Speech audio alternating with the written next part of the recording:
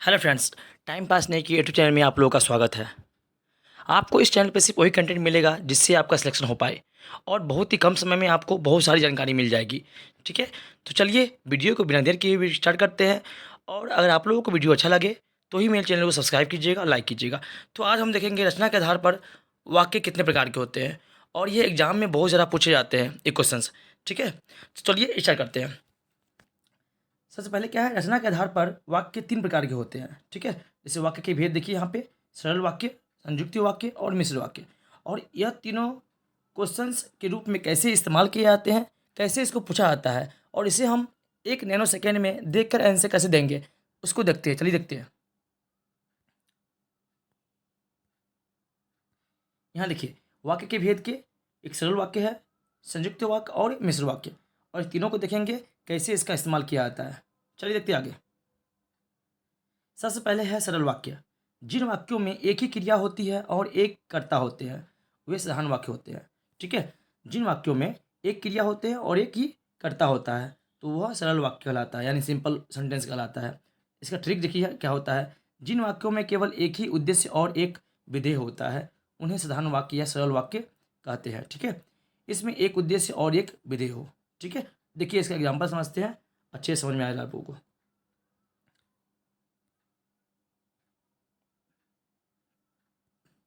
देखिए, सरल वाक्य, राधा नाचती गाती है, यानी एक ही करता है। ठीक है, याद रखिएगा इसको। देखिए दूसरा सरल वाक्य है, मोहन हंसकर बोला।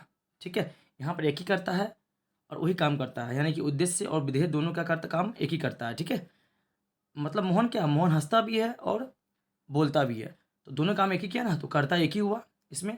तो इस तरह के वाक्य को हम सरल वाक्य कहते हैं। देखिए गौर देखिए, तुम पढ़कर सो जाना। ठीक है, यहाँ पर पढ़ने का काम कौन करेगा, तो तुम, और सुनने के काम भी यही करेगा। ठीक है, यानी कि जिन वाक्यों में कर्ता ही सब कुछ करे, ठीक है, वो सिंपल सरल वाक्य होता है। देखिए, अंकित कलम, अंकित की कलम गिर गई। ठीक है, कलम किसकी थी, तो अंकित की, और वह गिर गई। ठीक है, तो इस तरह के वाक्य सरल वाक्य के अंतर्गत आते हैं। चलिए देखते हैं आगे।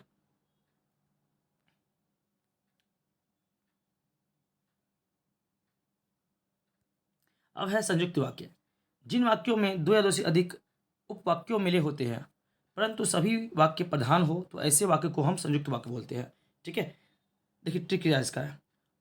अगर किसी वाक्य के बीच में और, एवं, तथा, या, अथवा, इसीलिए, अतः, फिर भी, तो, नहीं तो, किंतु, परंतु, लेकिन, पर इत्यादि आ जाए तो उसे हम संयुक्त वाक्य बोलते हैं। ठीक है, ये याद रखिएगा। ये जितने भी वर्ड लिखे हैं ना, और, एवं, ये जितने भी है, ये सब अगर वाक्य के बीच में आ जाए तो वह संयुक्त वाक्य होता है। ठीक है, चलिए लिखते हैं, इसके एग्जाम्पल समझते हैं अच्छे से। देखिए, वह सुबह गया और शाम को लौट आया। यहाँ देखिए और आया, तो जब भी सेंटेंस में और आए, किंतु आए, परंतु आए, लेकिन आए, तो वह संयुक्त वाक्य होता है। देखिए यहाँ पर सेकेंड देखिए, उसने बहुत परिश्रम किया परंतु किंतु सफलता नहीं मिली। तो यहाँ देखिए किंतु आया ना, तो ये संयुक्त वाक्य हो गया। बादल घिरे और मोर नाचने लगा। यहाँ और जो है क्या काम कर रहा है, संयुक्त वाक्य काम कर रहा है। ठीक है, वाक्य को जोड़ने का काम कर रहा है। सूरज निकला और फूल खिल उठे। ठीक है, तो जब किसी को होने से उसके आश्रित का बोध हो, ठीक है, उसके आश्रय का बोध हो, एक सेंटेंस दूसरे पे आश्रित हो, ठीक है, तो हम उसे संयुक्त वाक्य कहते हैं। ठीक है, चलिए देखते हैं आगे। अब मिश्र वाक्य होता क्या है उसे समझते हैं अच्छे से। देखिए मिश्र वाक्य, जिन वाक्यों में एक से अधिक वाक्य मिले हो किंतु एक प्रधान उपवाक्य तथा शेष आश्रित वाक्य उपवाक्य हो तो मिश्र वाक्य कहलाता है। यहाँ देखिए, यहाँ जो ट्रिक है इसका देखिए, कि, जो, क्योंकि, जितना, उतना, जैसा, तैसा, जब, तब, जहाँ, वहाँ, जिधर, उधर, अगर, यदि, तो, यद्यपि, तथापि आदि से मिश्रित मिले जुले हो तो वह मिश्र वाक्य कहलाते हैं। ठीक है, यानी कि ये सारे जितने भी पॉइंट्स हैं, ये सारे जितने भी शब्द हैं, उन सबों अगर एग्जाम में या फिर कोई सेंटेंस में आ जाए तो उसे हम मिश्र वाक्य बोलते हैं। ठीक है, यह आश्रित वाक्य होता है। ठीक है, यानी कि इसके बिना वाक्य पूरा हो ही नहीं सकता है। देखिए बताते हैं, एग्जाम्पल समझते हैं, एग्जाम्पल से ज़्यादा समझ में आता है। चल देखिए, जैसे क्या है, यहाँ देखिए, यहाँ क्या है, मेरा दृढ़ विश्वास है कि भारत जीतेगा। अब देखिए यहाँ पर की, सफल वही होता है जो परिश्रम करता है, ठीक है, सफल होता है, सफल वही होता है, तो कौन होता है, तो यहाँ पर देखिए आश्रित वाक्य है ना, इसके बिना ये वाक्य हो ही नहीं सकता है।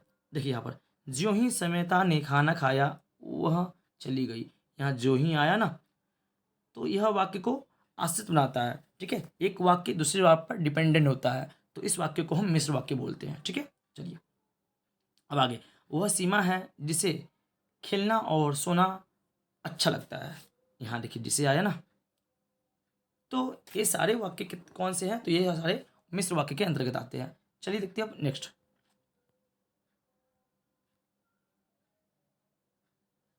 चलिए अब देखते हैं सरल वाक्य का संयुक्त वाक्य में तथा मिश्र वाक्य में कैसे बनता है, ठीक है। चलिए सबसे पहले सरल वाक्य क्या है, राधा नाचती और गाती है, राधा नाचती गाती है, तो इसका संयुक्त वाक्य क्या होगा, राधा नाचती और गाती है। देखिए और आ गया ना, तो और जाएगा तो क्या होता है, वो संयुक्त वाक्य होता है। देखिए दूसरा सरल वाक्य क्या है, मोहन हंसकर बोला, तो संयुक्त वाक्य क्या हो सकता है, मोहन हंसा और बोला, ठीक है, यहाँ और आ गया, तो ये संयुक्त वाक्य हो गया। तीसरा देखिए सरल वाक्य क्या है, सूरज के निकलते ही फूल खिल उठे। देखिए आप मिश्र वाक्य में क्या मान सकता है इसका, सूरज निकला और फूल खिल उठे, ठीक है। तो इस तरह के सेंटेंस को हम कैसे सरल वाक्य से संयुक्त वाक्य में और संयुक्त वाक्य से मिश्र वाक्य में बदलते हैं, इसे भी हम अच्छे से समझ पाएंगे, ठीक है। चलिए देखते हैं लास्ट नेक्स्ट पॉइंट। अगर आप लोगों को वीडियो अच्छा लगा हो तो प्लीज़ मेरे चैनल को सब्सक्राइब कर लीजिएगा, और ऐसे ही संपूर्ण हिंदी पढ़ने के लिए फ्री में आप हमसे जुड़ जाइए, मेरे चैनल को सब्सक्राइब कर लीजिए और बेल आइकन को दबा दीजिए, क्योंकि मैं यहाँ फ्री ऑफ कॉस्ट, जी हाँ, 0 से लेकर हाई लेवल तक का हिंदी पढ़ा दूंगा, कि आप लोगों को दोबारा हिंदी पढ़ने की ज़रूरत नहीं पड़ेगी। तो ठीक है, तब तक के लिए थैंक यू, जय हिंद, जय भारत।